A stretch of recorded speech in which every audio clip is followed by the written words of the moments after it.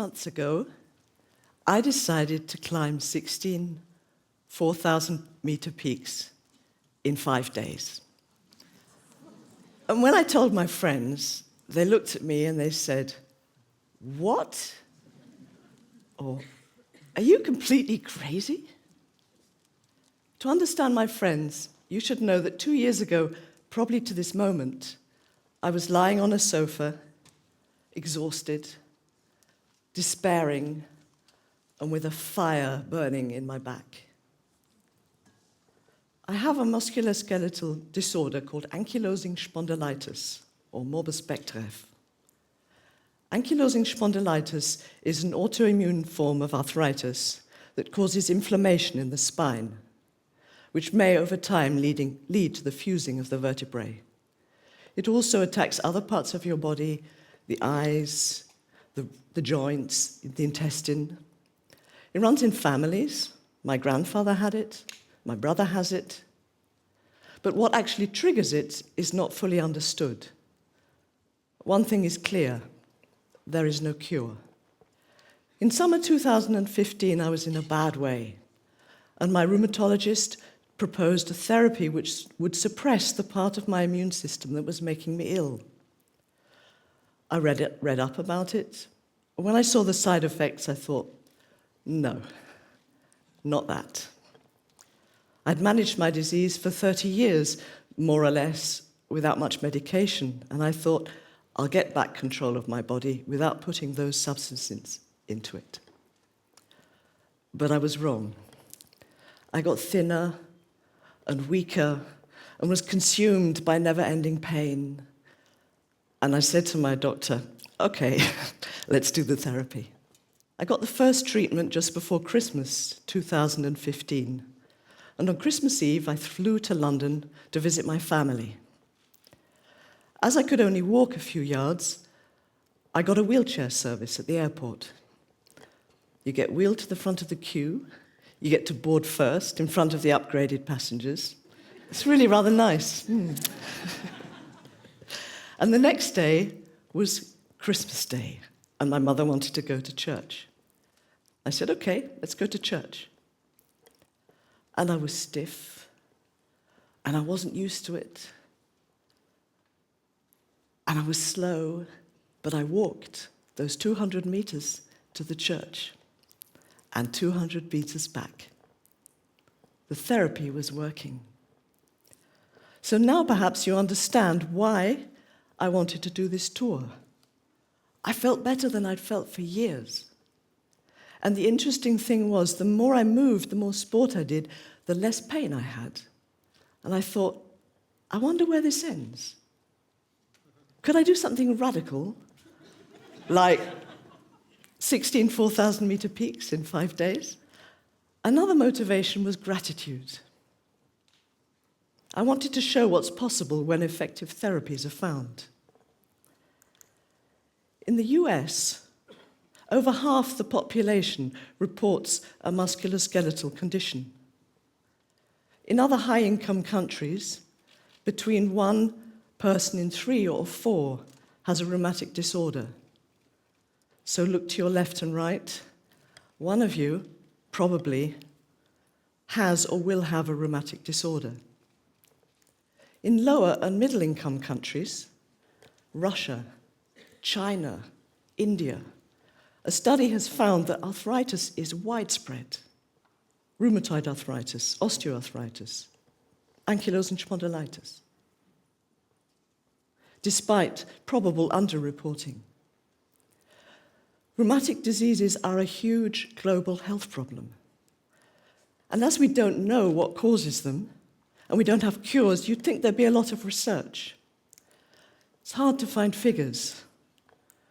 But for the US, just 6% of total health research funding is for musculoskeletal disorders. These diseases are chronic and debilitating. I couldn't walk to the shops. I couldn't sit at a computer. Other people can't use a keyboard. I couldn't sleep. But arthritis won't kill me, at least not right away. Is that why research is so underfunded? I won't die of arthritis, but without treatment, I don't live either. I exist somehow. The therapy I have has revolutionized the treatment of several types of arthritis, but not all. It doesn't work for everybody. There are side effects, and it's very expensive, so not everybody who needs it gets it. With my trip, I wanted to show that with an effective therapy, people like me can get out of the wheelchair and do the things they want to do. And I wanted to go to the mountains. I love the different colors of rock. In the mountains, they're millions of years old, covered by snow that perhaps fell yesterday. I love the panoramas. During our week, it was bad weather on the Po Plain, but the view up high is spectacular. I love walking through glacial landscapes. The compacted snow and ice, thousands of years old, looks like white rock. And on the summits, the winds play games with the snow and form exotic structures with cavities and holes and hollows and wild patterns in the ice. In the mountains, you get a feeling of how small you are. You see the people on the ridge? And of course, the summits, where the team comes together to celebrate and wonder. I'm the old lady at the back. I want to tell you about my tour. I went to the Monte Rosa Mountains, which is in the border area between Switzerland and Italy. In fact, our tour follows almost exactly the pink line that is the border between these two countries. The triangles are our summits, and the little red lines going down are where we went down at night to recuperate and rest in huts. I want to tell you about the third day. We climbed the Lyskam, and on the final day, where we climbed the highest peaks of our tour, including the Dufourspitz, standing at 4,634 meters. The Lyskam is a long, thin mountain with two summits, and the tour just goes over that knife-edge thin ridge for about 5 kilometers. And we started walking. And I was walking, and I was thinking, whew, this is a big thing. It's too difficult. I'm so tired already, I just want to lie down. And I started to panic, and my heart rate increased. And I thought, forget about the summit. Just take a step. And I started to sing, because singing helps me to keep to an even rhythm. Gate, gate, paragate. The Buddhist teaching of the Heart Sutra. Letting go of preconceived notions and fixed ideas, being open to the wonders of the world. And we walked. And we walked until we came to a steep place where the walking stopped. I'm freezing. I'm so cold. We've been walking for hours in the shade when all around us is sun. I'm dying for a ray of warming sunlight. In front of me is an icy slope. It's about 45 degrees steep and 200 meters long. The guide goes first. I'm last. I'm freezing. But then we get to the top of that slope, and I'm standing. On the right, the clouds. On the left, the glacial landscape. And I'm suspended in space. To my left and my right, 1,000-meter drop. And I take a step, a very careful step. You don't want to slip and stumble on that ridge. We take perfect steps, and we walk over that ridge and down again. On the final day, we set out in darkness to arrive at the first peak at daybreak. And then we crossed a very steep, icy ridge where I was properly frightened for the first time. Until we got to the rocks. Beautiful layers of multicolored rocks turned and twisted by the forces of geology into swirling patterns, a work of art in nature. And you climb over those rocks, very careful of their fine equilibrium, over and around and through them, until we reached the summit of the Dufourspitze. And I looked to the south and the west. I saw the route that we'd just come from. And to the north and the east, I saw tiny valleys in green and a glacier snaking through the landscape, and the mountains, the Matterhorn below where I was standing now, and far on the horizon, the white cap of the Mont Blanc, the only place in Western Europe that was higher than where I was standing now.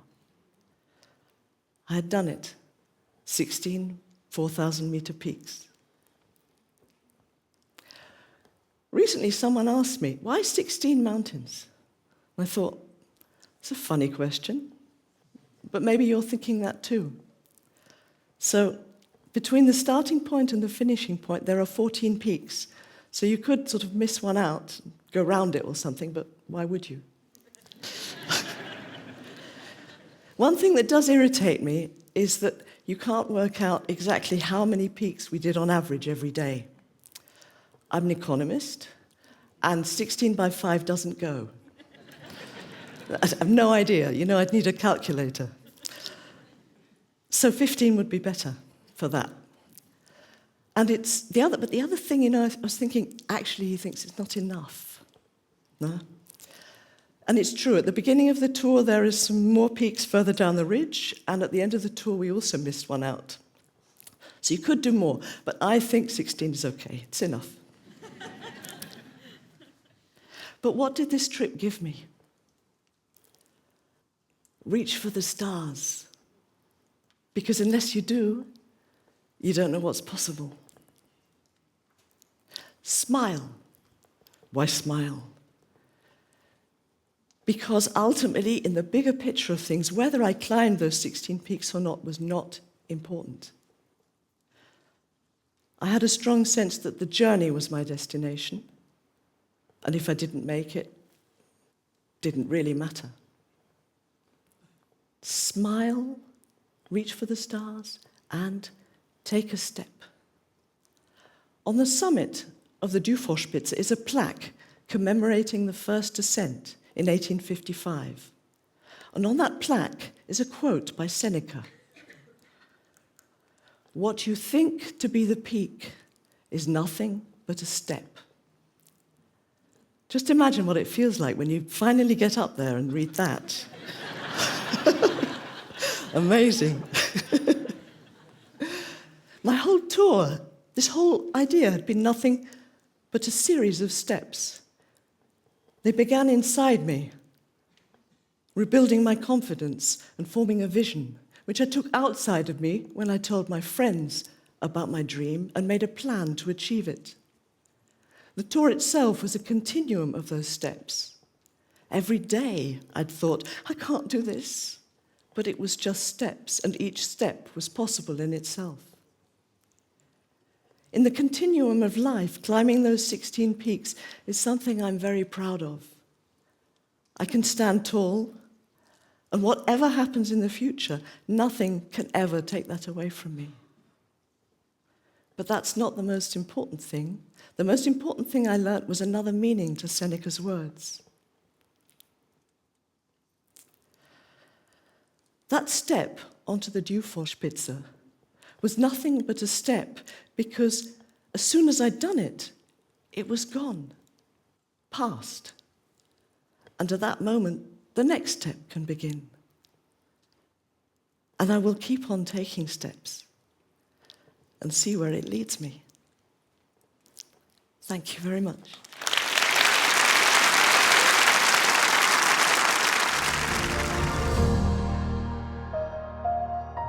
you.